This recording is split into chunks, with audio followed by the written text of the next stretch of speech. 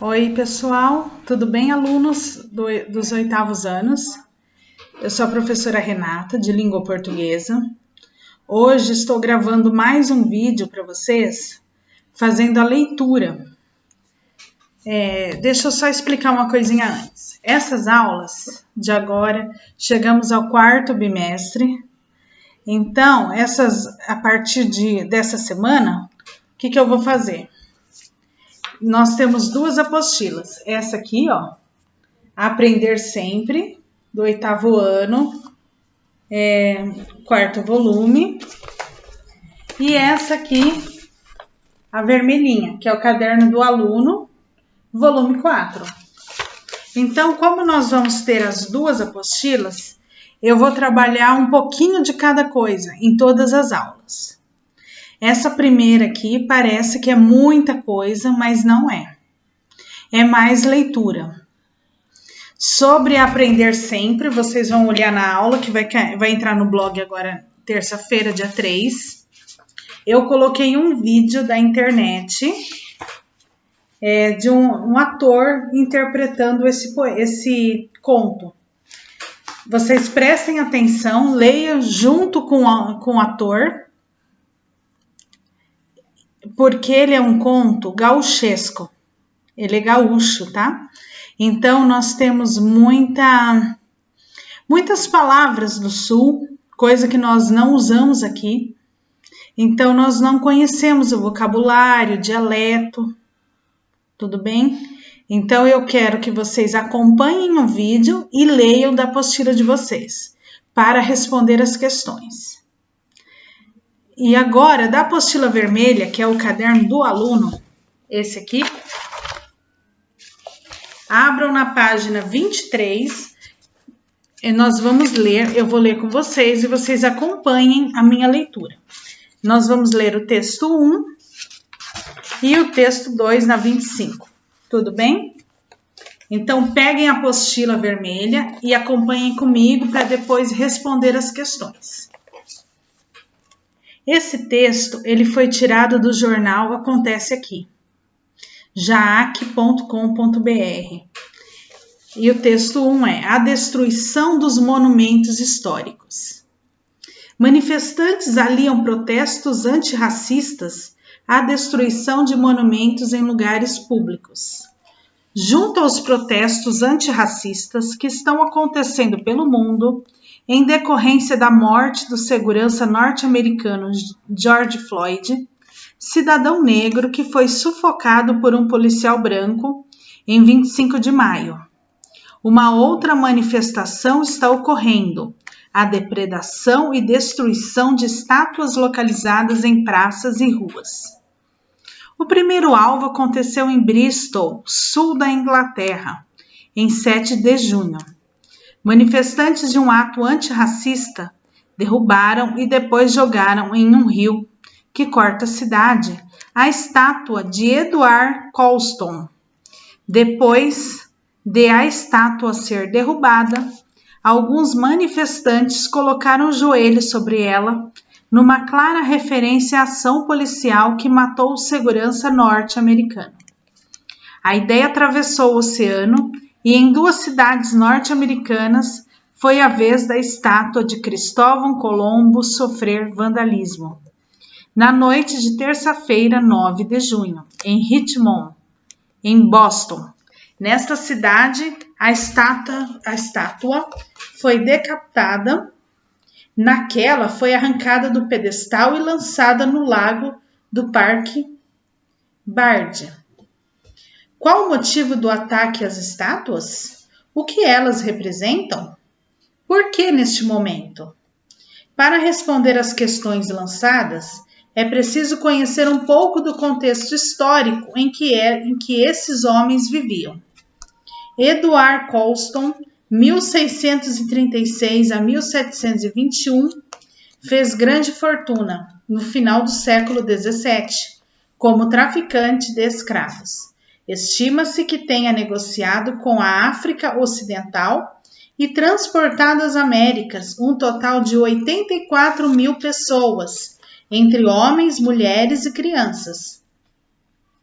Muitas dessas pessoas, devido às péssimas condições de transporte nos navios, morreram durante a viagem e foram jogadas ao mar.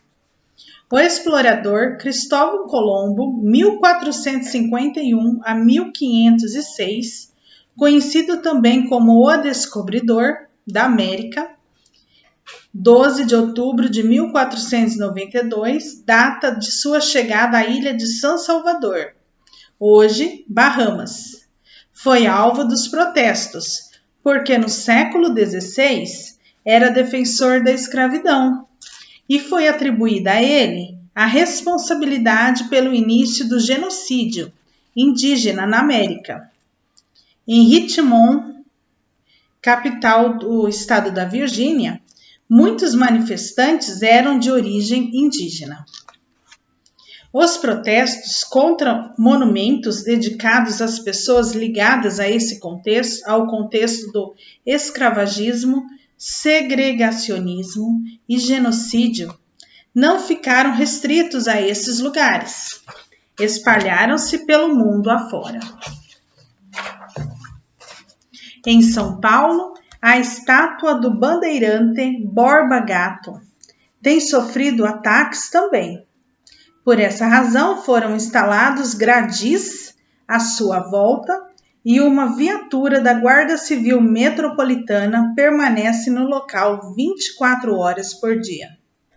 Homens que por suas ações foram homenageados, agora, justamente devido a elas, têm suas estátuas destruídas, porque a sociedade mudou, clama por justiça, por igualdade de direitos e quer destruir qualquer homenagem a figuras de um passado que causa repulsa. Um mundo de igualdade de direitos é, sem dúvida, algo para o qual muitos deram a vida. Entretanto, até que ponto é construtivo destruir esses monumentos? Não existe um perigo maior se esses monumentos e o que representam serem banidos da memória? É preciso lembrar que as ações feitas por esses homens não eram consideradas transgressoras, mas estavam de acordo com o período histórico em que viveram. A ordem social existe, admitia tais feitos. Isso não quer dizer que não havia vozes contrárias, porém sem forças para alterar o quadro social vigente. Os tempos mudaram. O que era aceitável antes, agora não é mais. Não é mais nos dias atuais. Ainda que muitos desejassem a volta dessa situação como normal.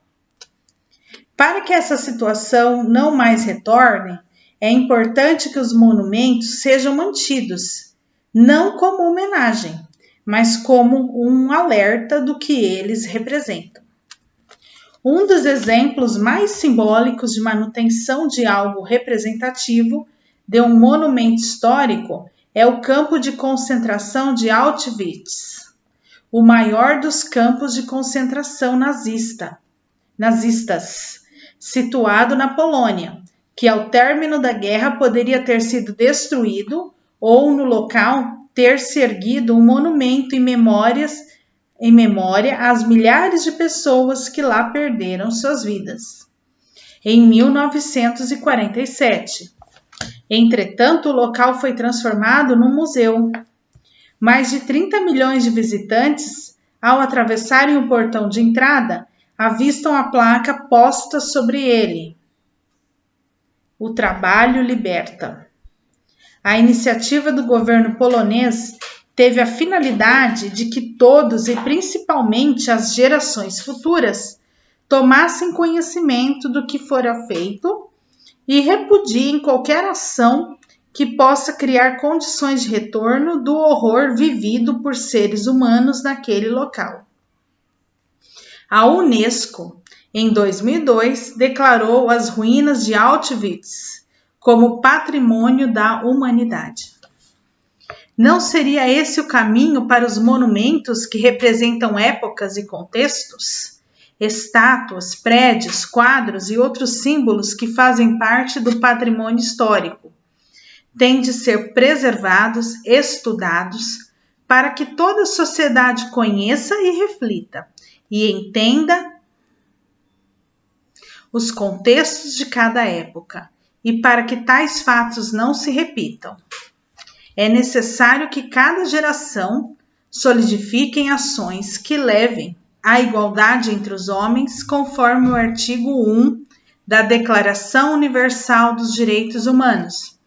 Todos os seres humanos nascem livres e iguais em dignidade e direitos. São dotados de razão e consciência e devem agir em relação uns aos outros com espírito de fraternidade.